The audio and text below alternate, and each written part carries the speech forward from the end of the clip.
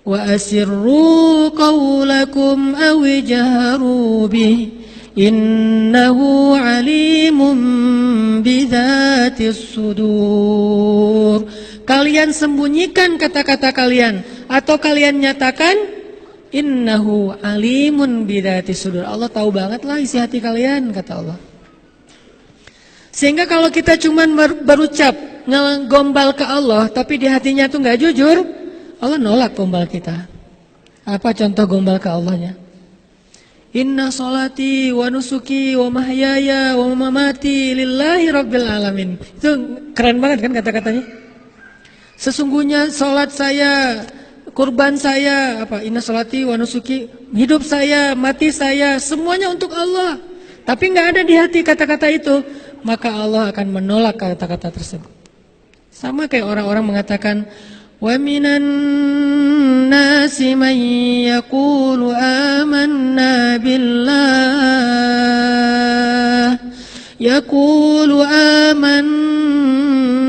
billahi wa bil yaumil akhir.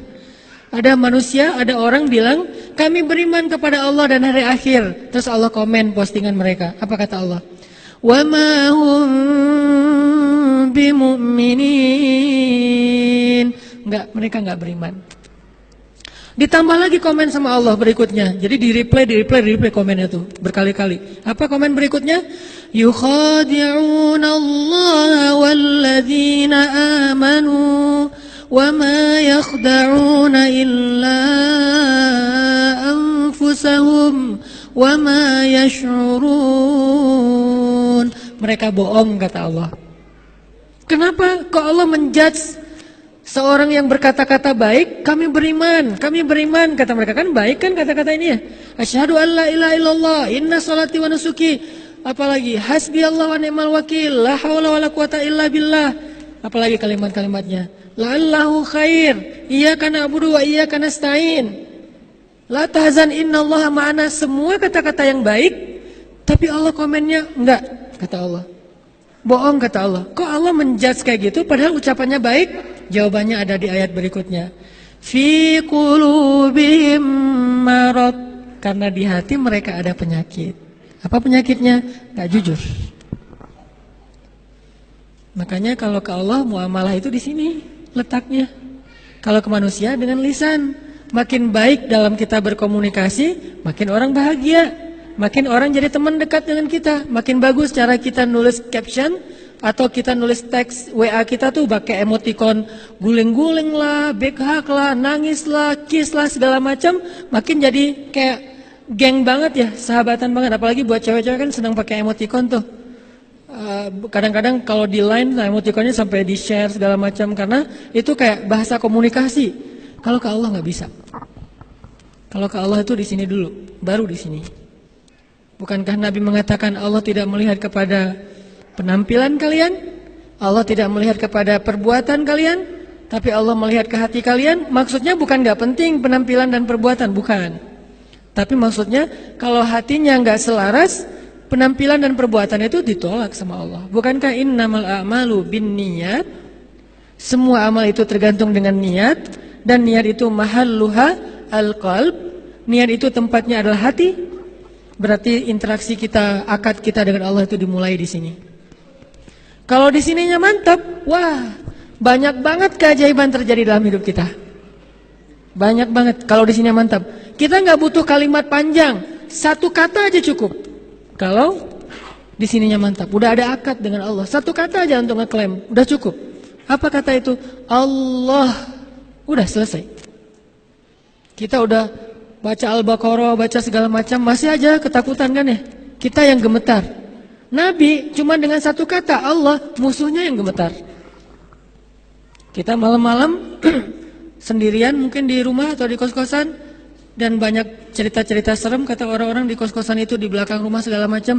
Kita bacalah Al-Baqarah, lengkap tuh 286 ayat dibaca.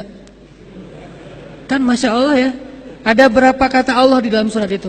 Kok masih gemetaran? Kok masih gak bisa tidur? Kok masih khawatir? Karena Kita membaca itu dengan lisan, bukan dengan hati. Ketika kita membaca ayat Allahu waliyul ladzina amanu, padahal cukup ya satu kata itu, satu kalimat.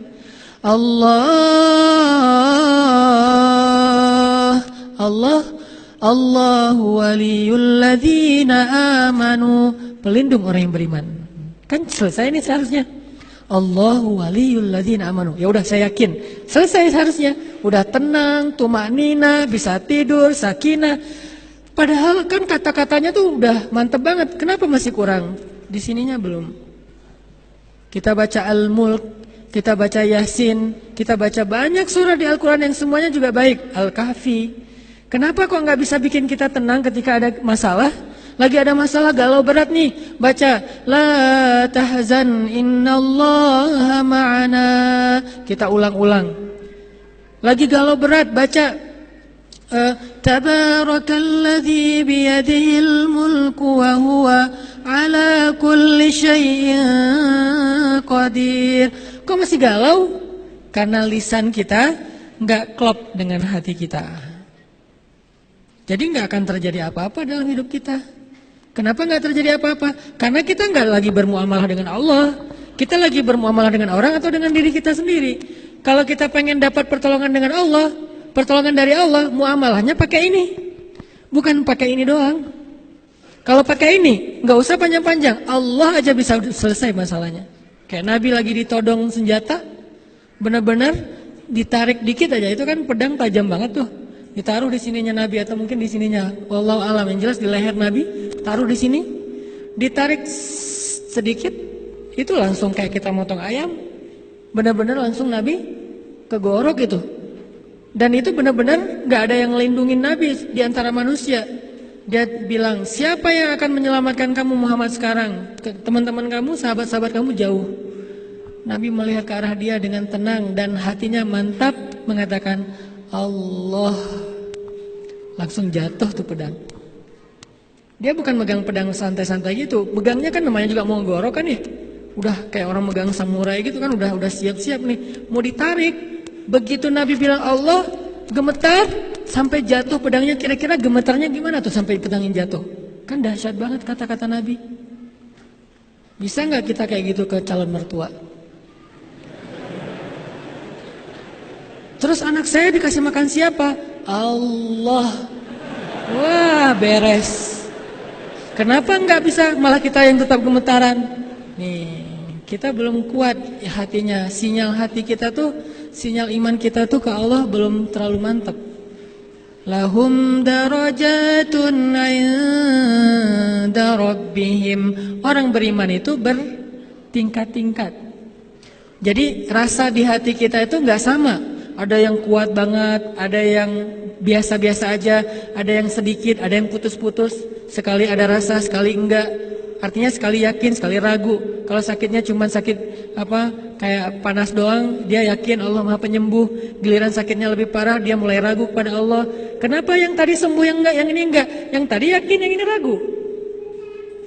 Kenapa kalau misalnya yang sakit kepala dia bisa sembuh? Karena kalau sakit kepala ringan, dia yakin sama Allah Maha Penyembuh, jadi sembuh. Giliran sakitnya agak parah, dia ragu sama Allah Maha Penyembuh, makanya gak sembuh-sembuh.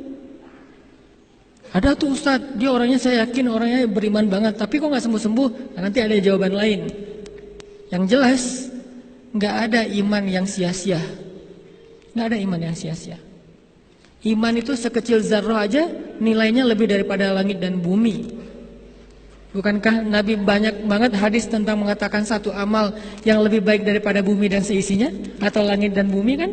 Itu sekecil zarrah amalnya, tapi lebih berat daripada langit dan bumi. Kalimat subhanallahi wa bihamdi, subhanallahil azim aja, itu kalau ditimbang di dua timbangan, yang satu ditaruh bumi dan langit, satu lagi kalimat subhanallahi wa bihamdi, subhanallahil azim, itu lebih berat subhanallah daripada bumi dan langit.